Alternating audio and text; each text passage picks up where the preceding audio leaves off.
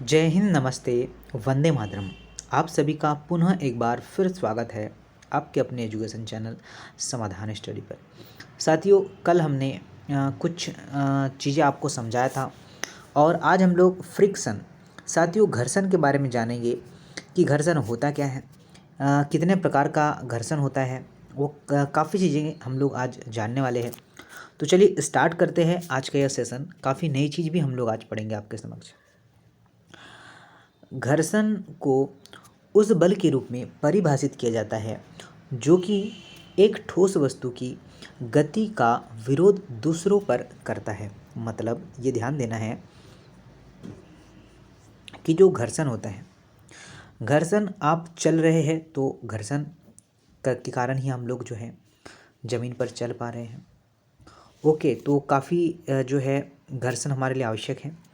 देखिएगा, there are many types of friction, मतलब घर्षण सॉरी 3 टाइप्स ऑफ घर्षण, मेनी टाइप्स नहीं, 3 टाइप का घर्षण होता है आपका। जो है कौन कौन सा, तो तीनों चीज़ों को हम लोग जानेंगे।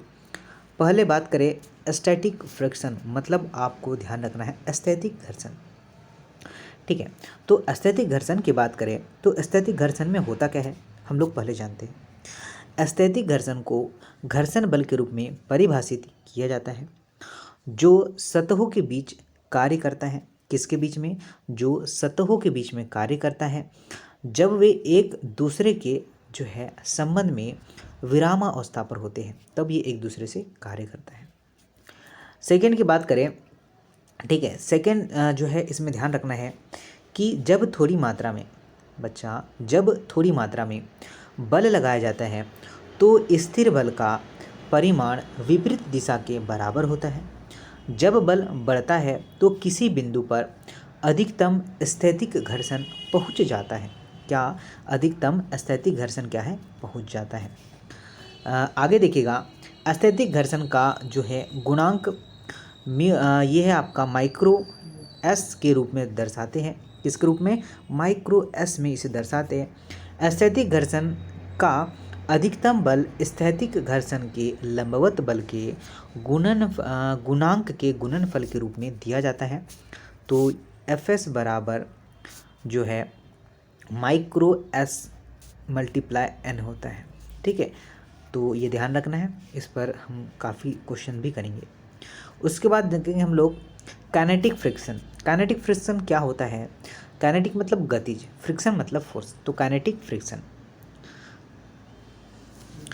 गतिज घर्षण को उस प्रतिरोध के रूप में परिभाषित किया जाता है जो किन्हीं दो वस्तुओं के बीच उत्पन्न होता है जब वे एक दूसरे के जो है खिलाफ फिसल रहे हों।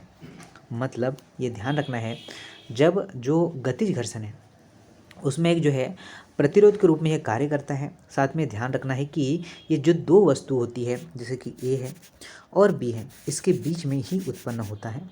और जो है अगर ये वस्तु फिसल रही है तो होगा बिल्कुल, तो दो वस्तु के फिसलने से होता है यह। अब देखिए आगे चलते हैं। गतिज घर्षण गुणांक को जो है क्या आपका माइक्रो के रूप में दर्शाते हैं और गतिज घर्षण गुणांक के बल के गतिज घर्षण और लंबवत बल के गुणांक के उत्पादन के रूप में भी परिभाषित किया जा सकता है। तो एफ के माइक्रो के एन, ठीक है, ये ध्यान रखना है। आगे देखिएगा रोलिंग फ्रिक्शन। रोलिंग फ्रिक्शन क्या होता है हम लोग इधर, there are force which resist the motion of a bell over well and is a weakest type of friction. मतलब आपका बेलन घर्षण को बेलन के रूप में परिभाषित किया जाता है जो एक गेंद या पहिए की गति का विरोध करता है और सबसे कमज़ोर जो है घर्षण होता ही है, मतलब सबसे कमज़ोर फ्रिक्शन होता ही है। ओके, देखिए इसे हम लोग जो है माइक्रो आर से डिनोट करते हैं। किससे? माइक्रो आर से। और रोलिंग घर्षण के बाद को रोलिंग घर्षण के गुणांक और लंबवत बल के उत्पादन के रूप में परिभाषित करते हैं। ओके, एफ आर बराबर माइक्रो आर मल्टीप्लाई एन, ये आपको ध्यान रखना है। आगे देखते हैं आवधिक गति। क्या साथियों, आवधिक गति क्या होती है इसके बारे में जानें। आवधिक गति की बात करें, एक गति समान समय में समान अंतराल के बाद खुद को दोहराती है। उदाहरण के लिए एक समान वृत्तीय गति इसका एग्जाम्पल होता है। देयर इज़ नो, ठीक है, ध्यान दीजिए कि कोई संतुलन स्थित नहीं होता है, ठीक है, इसमें कोई भी संतुलन जो है स्थित नहीं होता है। और ध्यान रखना इसमें कोई भी जो है पुनर्स्थापन बल नहीं लगता है। तो ये जो है 2-3 पॉइंट आपको ध्यान रखना है। अब देखेंगे दोलनीय गति को, ठीक है बच्चा, घर्षण तो हमने देख लिया है, ठीक है, फ्रीक्वेंस के बाद हम लोग दोलनीय गति को जानते हैं क्या होती है। तो दोलनीय गति की बात करें, मध्य स्थिति से एक कण को आगे पीछे की गति को एक दोलन गति कहा जाता है, जिसमें से एक कण संतुलन की स्थिति के दोनों ओर चलता है। तो ये कौन सी होगी आपकी, ये आपकी दोलनीय गति होगी।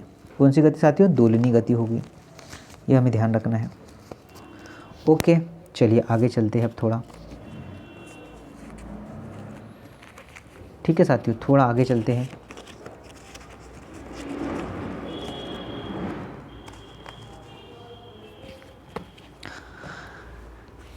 अब देखिए, एक दो चरम बिंदुओं के बीच बंधी एक प्रकार की आवधिक गति, जैसे हम लोग उदाहरण की बात करें, सरल लोलक का जो है दोलन होता है। ये देखिए, ठीक है, यहाँ पर आपको समझ आ रहा होगा, ठीक है साथियों, कि ये क्या है, पॉइंट ऑफ इसके पॉइंट्स, ठीक है, एक पॉइंट। चलिए आगे देखते हैं, बात करते हैं कि वस्तु दो चरम बिंदुओं के बीच चलती रहती है। वस्तु दो चरम बिंदुओं के बीच चलती रहती है और दो चरम बिंदुओं के पथ के मध्य बिंदु और औसतन स्थिति संतुलन स्थिति कहलाती है। संतुलन स्थिति मध्य स्थिति की ओर निर्दिष्ट एक पुनर्स्थापना बल होता है, यह हमें ध्यान रखना है। आगे देखिएगा, एक दोलन गति में कण पर कुल बल मध्य स्थिति पर क्या होता है, न्यूनतम होता है, यह भी हमें ध्यान रखना है। और मध्य स्थिति एक जो है स्थिर संतुलन स्थिति होती है, यह भी हमें ध्यान रखना है। अब देखते हैं हम लोग क्या सरल आवर्त गति, ठीक है, सिंपल हार्मोनिक मोशन, जिसे हम लोग क्या कहते हैं, SHM कहते हैं। ओके, अब देखिए क्या होती है। यह दो चरम बिंदुओं के बीच सीधी रेखा के साथ दोलन का एक विशेष गति होती है।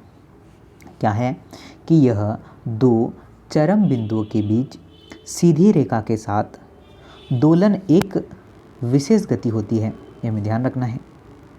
वस्तु का पथ एक सीधे रेखा होना चाहिए।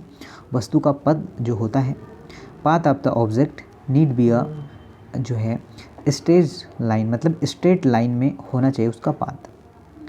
संतुलन स्थिति या मध्य स्थिति की ओर निर्दिष्ट एक पुनर्स्थापना बल होगा और सरल आवर्त गति की मध्य स्थिति एक स्थिर जो है संतुलन होता है, ये हमें ध्यान रखना है, ठीक है। तो इतनी चीज़ें हमें ध्यान रखना है। अब देखिए सिंपल पेंडुलम के बारे में हम लोग जानेंगे। इसके क्वेश्चन बनते हैं, अच्छे से पढ़िएगा इसे और अच्छे से ध्यान दीजिएगा। देखिए, the simple pendulum is a mechanical system that weighs or moving in oscillatory motion, मतलब सरल लोलक एक यांत्रिक प्रणाली है जो कि दोलन गति में चलती है, ठीक है। ये डायग्राम आपके समक्ष है और यह दोलन गति एक ऊर्ध्वाधर तल में होती है और मुख्य रूप से गुरुत्वाकर्षण बल क्या करती है, द्वारा संचालित होती है, ग्रेविटेशनल फोर्स के द्वारा संचालित होती है, हमें ध्यान रखना है। अब यहाँ पर देख लीजिएगा, फॉर्मूला है आपका T बराबर 2 पाई अंडर रूट में L अपॉन में G। तो ये फॉर्मूला ध्यान रखना है, इससे रिलेटेड क्वेश्चन हम लोग आगे करने वाले हैं। एक सरल लोलक की समयावधि को एक पूर्ण दोष माप्त पूर्ण करने के लिए लोलक द्वारा लिए गए समय के रूप में परिभाषित किया गया है। इसे T जो है द्वारा दर्शाया गया है। ओके, अब देखिए आगे ध्यान दीजिएगा। सरल लोलक के आयाम को पेंडुलम द्वारा संतुलन की स्थिति से एक तरफ की दूरी के रूप में परिभाषित किया जाता है। और ध्यान यह रखना है कि एक साधारण लोलक की लंबाई को गोलक के केंद्र से निलंबन के बिंदु के बीच की दूरी के रूप में परिभाषित किया जाता है, तो जिसे हम L से दर्शाते हैं। तो ये ध्यान रखना है। और लोलक की स्थैतिक ऊर्जा, ठीक है, क्या होती है, mgL और 1 माइनस कॉस थीटा। ओके, तो ये ध्यान रखना है। लोलक की गतिज ऊर्जा की बात करें तो हाफ mv² सेम ही होती है। चलिए आगे देखते हैं। उच्च बिंदु पर गतिज ऊर्जा शून्य होती है। उच्च बिंदु पर गतिज ऊर्जा क्या होती है, शून्य होती है। और यह निम्न बिंदु पर अधिकतम होती है। हालांकि कुल ऊर्जा स्थिर रहती है, ये भी हमें ध्यान रखना है। स्थैतिक ऊर्जा उच्च स्थिति पर अधिकतम तथा मध्य स्थिति पर न्यूनतम होती है। इतनी चीज़ें हमें ध्यान रखना है।